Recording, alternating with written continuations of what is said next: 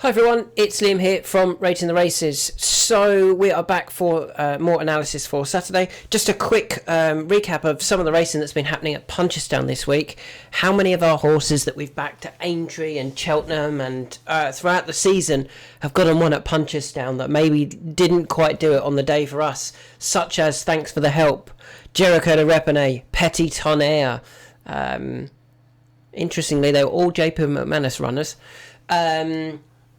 Majbra, another JP McManus runner, Galopin de Champs, Tiapu, the list goes on and on and on, and that so often happens with a lot of my selections. If they don't win on the day, they are always worth adding to your notebook and keeping an eye out for them in future races, because they so often perform well the next time or a couple of runs later, because I do think I can spot horses that are either well handicapped or very good if it's graded races, and maybe it doesn't quite go to plan on the day, but then on another day it certainly does go to plan and they go and do what I expect of them.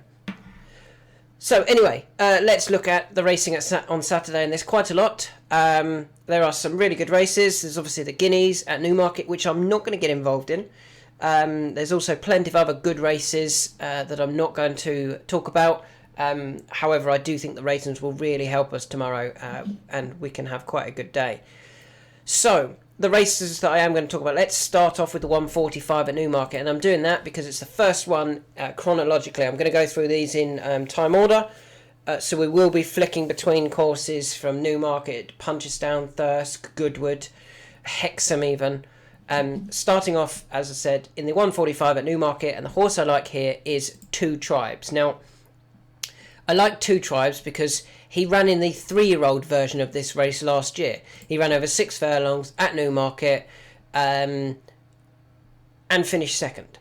Ran a really good race, finished second, rated 90, returns here off 88. So instantly you would say he has a chance. The two other interesting things I feel from that run, that came off a break of 225 days. Bizarrely, he's had a 224-day break this time. So nigh on the exact same time off the track. He ran a really good race last year. Why can't he run a good race this year off a £2 lower mark? And then we go a bit further. We look at the form of that race as well. So the winner was James's Delight, who was winning that off a mark of 97. He's now rated 110. And has finished second in a Group 3. He's won a couple of handicaps at York and a listed race at Deauville as well. He's rated 110, so £13 higher, whereas Two Tribes is £2 lower.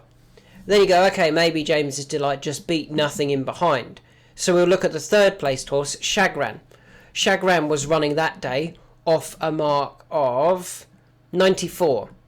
Since then, he's actually won at Goodwood. He's also won at Haydock. Was last seen finishing third at Goodwood on his return, off a mark of 101.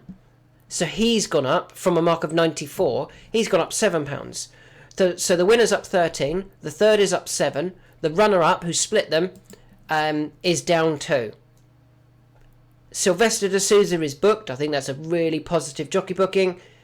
I think there's going to be a really big run here from Two Tribes. And to be fair, even last year, he was unlucky not to win the race. This has probably been a target, not since then, but certainly since the back end of last year, they would have looked at this race and said, we need to have him ready for his return at Newmarket. What price is he? Currently get 8. Let's just refresh this page. And the reason I want to do that is I want to show that this is the current odds available, not odds from 20 minutes ago, an hour ago, and then we're going to look at all the horses that have been really well supported and say, oh, we really like them at bigger odds than what they are actually available. So, Two Tribes is available at 8. As you know, we always ignore the outliers, and William Hill, the outliers, at 8.5. 8-1, about Two Tribes. I think that's a fair price. He does like this Newmarket course. He's £2 lower. He can run well off a break. And yeah, I think there's plenty of positives about him. Moving on to Punchestown. We go to Punchestown for the 2:30 race, which is a cross-country race. Now, it's not a handicap. It's a conditions race, which does mean that our selection in this race, Conflated, who we're giving one more chance to, is effectively well off at the weights. Now, do you know what? I'm actually going to leave that race till a bit later. I'm going to move it along here, and we will come back to that. And the reason for that is there are no current odds about this race. Let's just have a look to see if they have priced it up yet. By the time we get to the end of the video, they may well have done. So we'll leave that and come back to that. So let's go to the next race that we do have odds for. And that is the 235 at Thirsk, which is the Thirsk Hunt Cup. Now, I'm a big fan of Obelix here. I think the connections would have been aiming at this race. The connections being the Nick Bradley Syndicate. Why? They finished second in this race last year by a neck. Look Back Smiling got beat by Northern Express, I think it was, who does run again. So they're almost reopposing with a different horse this time. Actually, it wasn't Northern Express. Northern Express was 7th. It was Titan Rock. Look Back Smiling finished second for the Nick Bradley Syndicate, off a mark of 87. They send Obelix here this year, off a mark of 86. And if you watched that last amount effort from Obelix, it was clearly a fitness run. Finished 4th and never near a 4th, staying on over 7 furlongs at this track. They've got him at that course experience. It wasn't far enough. He was staying on up those 218 yards. That's going to be really key. Plus, he's now got fitness on his side. For me, he's the one to beat. He really is. And he is priced accordingly. I say priced accordingly. He is favourite, but he's still a decent price. Let's have a look. Currently available at 5s. I think that's fair. I think he'll go off 4s. I think he might even go off shorter than 4s. High Royale, I understand why he's being supported. A former Guineas horse. But he's certainly got to bounce back. Whereas Obelix has probably been aimed at this race, and they've probably had this race in mind for a little while. That's why they went to Thirsk on the 12th of April for that fitness run with this race in mind. I think he's going to take all of the beating, and hopefully for the Nick Bradley Syndicate, they can go one better than last year.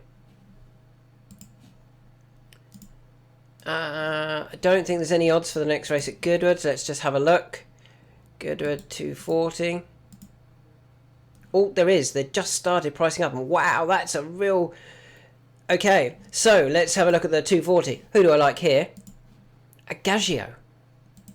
I do like Agagio in this race, and I was really surprised to see 16s. I was thinking 5s or 6s. 16s is what he is at the Bet365. Now, others are going to price up shortly, and may well go a little bit shorter. 12s, 14s. I imagine we'll get that, though, and that would be fine for me. Agagio is a real Goodwood specialist, and what I mean by that is he's been here many occasions. Okay, his last run here, off a mark of 86, was disappointing when he was last of 8 over this 2-mile trip. But that was off a mark of 86. He's now running off 82. Ashley gets to take 7 off, so he's effectively running off 75. And he's got some form at the track. He was 3rd behind Novel Legend and Grand Providence. It's got to be Grand Providence, isn't it? In a probably a better race than this, or definitely a better race than this. That was a Class 2. This is a Class 4. He was 3rd in that race, off a mark of 86. He runs here off 82. He's also finished 2nd off a mark of 86 in a Class 3. He's also finished 2nd over a mile and 6 in a Class 2 off a mark of 86. He's won a race off 84 in a Class 2, and he's finished 2nd in a Class 4 off 82. He runs here off 82. Ashley's taken 7 off, and Gary Moore won this race 2 years ago, and then he had a horse finish a head second or a neck second last year. Gary Moore likes this race, and he likes it for horses that have got good form at the track. He's coming here. Agagio looks way too big here for me. In actual fact, he's the only course and distance winner in the race. Tides of War has got a course form and he's got the distance form, but he's not got a course and distance. Agagio is the only one with that. He's fit, is Agagio, because he ran on over hurdles just recently, 12 days ago. Granted, it wasn't the best of runs when he was 8th of 10. But earlier on in the season, like back in March, he did win a handicap hurdle over 2 mile at Warwick, probably suggesting that he's not in the worst of form. 16s looks too big. If we can get 12s and 14s, I'll be very happy with that about Agagio. We then move on to the 305 at Punchestown. I'd imagine we've got odds for that. Let's just load up those races. Let's put the 230 in as well, but we'll come back to that. No, nothing yet of the 305, so we'll come back to that in a bit. Let's move that down the end. And we'll stick at Goodwood then. Do we have odds for this race at Goodwood? It's really disappointing that it's gone. It's nearly 5 o'clock and we're only just getting odds for some of the races. That's actually the wrong race. I wanted the 355. Okay, so we're just about getting odds at 5 o'clock for some big races for the following day. That's really, really frustrating. The horse I like here is one that we are going to back on the basis that I don't think they'll be hanging around in handicaps for very long with him. And that horse is Valvano. We backed him a few times last season, and he ran some nice races. Last time he was seen, he was running at Doncaster in the November handicap, went off the 9-2 favourite that day, and ran okay for 5th, only beaten 2 and a bit lengths. Didn't get a clearance of runs and was staying on all the way to the finish. Now, that would be my only negative about this this race. It is only a mile and 2. If this was a mile and 4, if it was a mile and 4, I imagine Valvano would be even shorter. He'd be, 5-2, 2-1, maybe even shorter than that for this race. If we can get 3s, I'd be happy with that. I think he's worth just a win bet on him, in that we'll be gutted if he goes and wins, especially if that's his only win of the season, before going into group races, which I think is where Valvano will end up. But over further, a mile and 4, mile and 6, even up to 2 mile for Valvano. But I'm hoping that he can come here and they've got him ready to run a big race here, win this race and go on to bigger and better things. That is Valvano in the 355 at Goodwood. Let's go to Thirsk next for the 455. Are we going to have any odds for that? Yes, we're just about getting some odds come through. Who do I like here? Alligator Alley, who has dropped significantly in the weights in the last year and a bit. If we go back to this time last year, what is it? It's May. He was rated 89. He's going to run here of 77. So he's dropped significantly in the weights. But he's dropped down to a mark that he can certainly be very competitive off, if not win off. The reason I say that is, in August of last year, he went to Thirsk, having dropped down the handicap down to a mark of 79. He won over 5 furlongs on good ground off a mark of 79 as the 5-2, I think it was second favourite that day, beating Albigon and Rock of England. Tomorrow, he runs off a mark of 77, £2 lower than his last winning mark at Thirsk. At Thirsk, on good ground, over 5 furlongs. He's had a couple of runs recently at Newcastle and Southall. He's fit, and he didn't run badly in either of those. He finished 4th at Newcastle, beaten 2 and a bit lengths, and he finished 3rd at Southall, beaten half a length when getting there with every stride. If it had been a few more strides, he probably would have won that race. He comes back to the track that he's won at. There's no negatives for me here.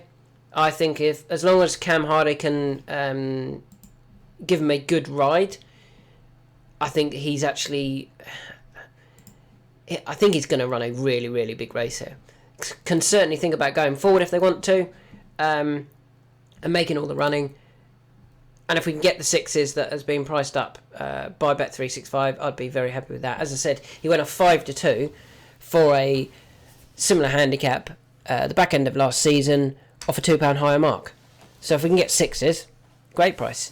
And you could look at it and go, oh, but what about the draw? He's drawn in 13. Well, Lethal Nymph, who's the favourite, and Monus Lever, who's second favourite, are drawn in 11 and 7. So he should be around them anyway. So that is Alligator Alley in the 455 at Thirsk.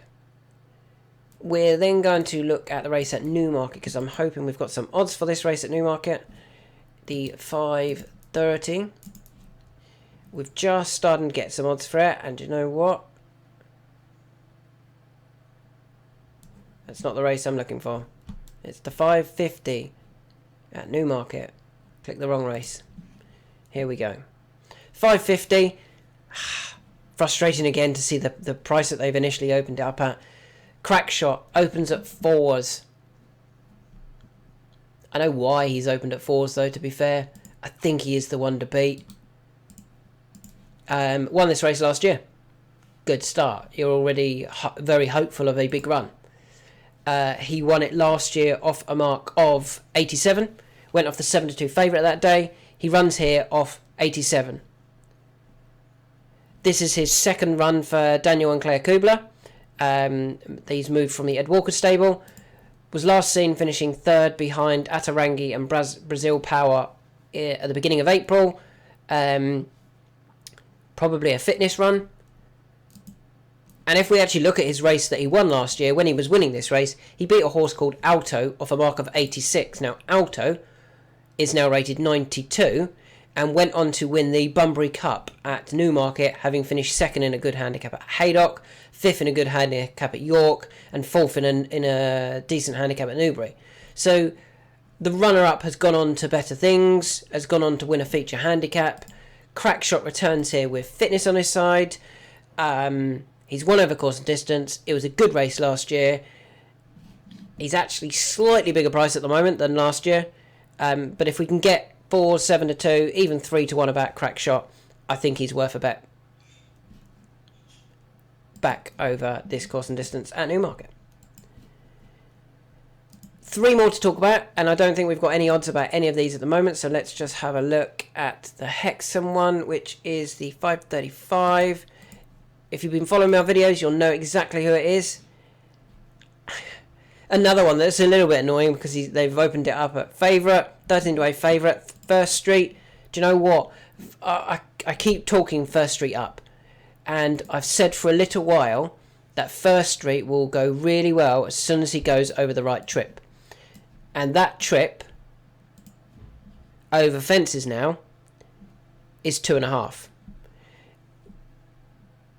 He was given a very interesting ride 2 runs ago on Boxing Day in a novices handicap chase when beaten by Leader in the Park, Asta La Pasta and El Rio. Nicola Boinville, it didn't need to be Nicola Boinville, it needed to be James Bowen or Sean Bowen. It needed a stronger ride. He was just sitting out the back waiting. He's absolutely flown at the finish at Kempton, which is already an easy 2.5 mile. And he was just given so much to do. It was a really poor race, a poor ride from Nicola Boinville for me that day. Last time out, they went back to Kempton. They went 2 mile 2, so they actually dropped him in trip. Again, same sort of thing. He clearly got outpaced. Didn't have the pace to go with them over that trip. Ran on really strongly behind Teddy Blue. If he had been asked for a bit of a better effort, I actually think he would have got there and beaten Teddy Blue if a jockey with a bit more strength. You know, Nicola Boinville is great at finessing horses. He's not the strongest jockey at all. I don't think he's the best at getting his tactics right either. Brian Hughes takes over. I would have definitely liked to have seen one of the Bowens on, but I think they're both in Punchestown. But Brian did ride Dodgy the Great to win at the Cheltenham Festival and has recently ridden him to finish second. So I think Nicky Henderson is giving Brian Hughes some good rides. And this one really should be going very close here. I think he wins this, to be honest. First Street, 13-to-8 is now available at a few bookmakers. So that is the price we'll be talking and saying about. Probably going to be one of my naps tomorrow. First Street. Moving on, we will talk about these last two at Punchestown, even though there are no odds at the moment. The first one is in the 230. It's Conflated, who we mentioned earlier. Why do I like Conflated? So it is a conditions race, this 3-mile cross country. And I think that gives him a real good chance because he's officially well in with many of his rivals. Still rated 151. He has to carry 11 stone 7 tomorrow. French Dynamite, who is £7 lower rated, actually carries £5 more. So he's £12 wrong. Chemical Energy is £8 lower rated and carries the same weight. Cocoa Beach is £8 lower rated and carries a stone more. Vanillier carries £5 more and is £8 lower rated.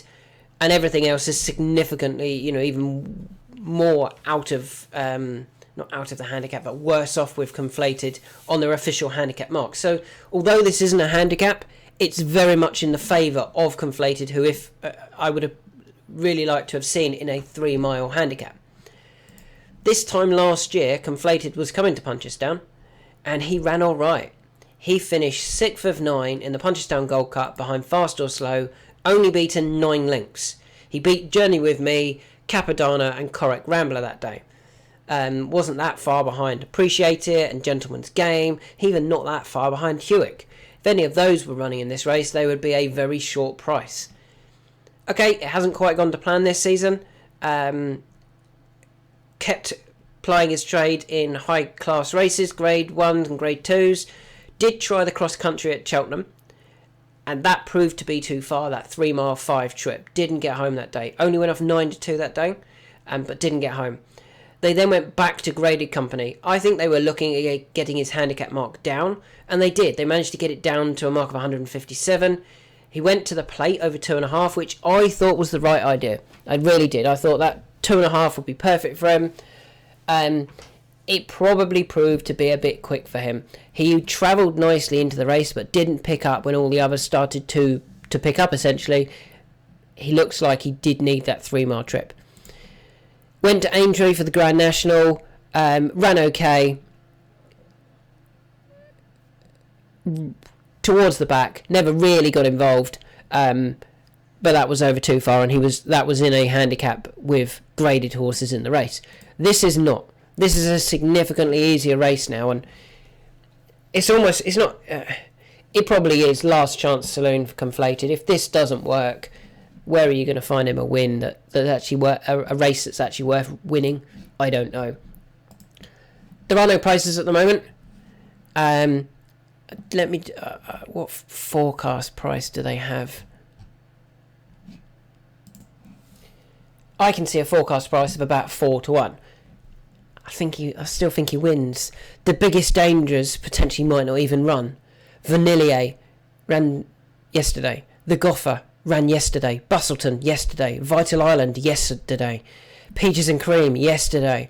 I mean, this could turn into a very easy race for Conflated. Stealthy Tom ran yesterday.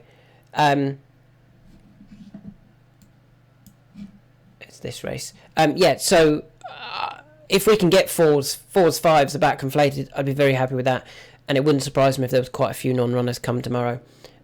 Gordon could take out many of his as well. And finally, the last race I want to talk about that we don't currently have any odds for is the 305 at Punchestown, a feature handicap. And we don't have odds, and it's 5:10. Ridiculous. The two I like here. First one is, we'll start at the one at the bottom, Your Own Story. Runs in this race, finished second in this race last year. Ran off a mark of 125, runs off a mark of 125. Patrick takes the ride again. The British horses have been doing really well over in Ireland this week. Ran a good race finally, behind Cadell at Kelso, in the race that Lucinda had the 1-2. They pulled well clear of Dare to Shout and Pull Again Green. That was probably a fitness run with this race in mind. I'm sure they were trying at Newcastle in the Ida. That didn't quite work. He was only 9th that day. We know he runs well at this track, so yeah, I think he's going to run a really big race here. I'm just going to have a look at what price they're suggesting, because his form's been a little bit indifferent. He might not be the shortest price in this. Forecast of 12s, I'd be very happy with that. I think he would run a really nice race. Not because he's 12-1, but I think he runs a nice race anyway. And yeah, he's going to be one of my selections tomorrow. The second one is another British trained horse in Heracles Westwood, who has a jockey switch. Harry Cobden is off, and James Bowen is back on, and I think that's a real positive. James Bowen being back on. He rode him to win at Windsor, beating Deafening Silence, and that pipe horse Jericho Rock, I think it's pronounced. He rode him to win at Newbury. He also rode and finished third at Newbury when getting it a bit wrong behind Lord of Thunder and Pick Rock. He was given far too much to do that day, and I think they were planning something with him. That may well have been Cheltenham, and for some reason they went for the 3 mile 5 race rather than the 3 mile handicap. They should have run him in the Old Timor or the Kinmure. They didn't need to run him in the race they ran him in, and it didn't work out too well for them. He still ran okay in that National Hunt Challenge Cup. He finished 7th. 4th has franked that form by winning the Bet365 Gold Cup, and the winner has franked that form by winning the Irish National. Maybe it was a really strong National Hunt Cup as well, National Hunt Challenge Cup. If that was the case, and Heracles Westwood can stay this trip, which, you know, he was ridden very quietly by Harry Cobden, and maybe too quietly, and just kind of ran on through beaten horses. We never really got to see whether he does stay these sorts of trips. If he does, and with James Bowen back on, I think he'll run a nice race here. Forecast price is going to be 16 to 1. That would be nice if we can get that. We'll have to wait to see what prices do come up for these races. I imagine the likes of the Short Go could be favourite, and there's a couple of others. Answer to Cafe had been looking at better class races than this. Yeah, man, shouldn't be too far off the head of the market, and even Has Thing, or yeah, it's got to be Has Thing. I imagine he'll be near the head of the market. So yeah, I'm quite happy with Heracles Westwood and Your Own Story here for the British trained trainers, and hopefully we can have at least the winner in that race. So a quick recap: 2 tribes in the 145 at Newmarket. Actually, let's go through and do our naps as well. Obelix, definitely going to be one of these. I'm just putting him as my next best for the moment. Gaggio, Valvano. I'd be really keen on Valvano if it was over 1 mile and 4, 1 mile and 6. That trip is the only thing that's concerning me. First Street is going to be my 3rd best if they really go for it. Okay, we're going to go. Obelix is going to be our nap. We're going to go Alligator Alley as our 3rd best. And we are going First Street as our next best. So these will be my 3. Whoops. It doesn't allow me to do that because I've not logged into the ratings. So my nap will be Obelix at Thirsk. My next best is going to be Alligator Alley at Thirsk. And my 3rd best is going to be First Street at Hexham. Hopefully we can have a few winners tomorrow. Thanks for listening, and have a great weekend and Bank Holiday Monday.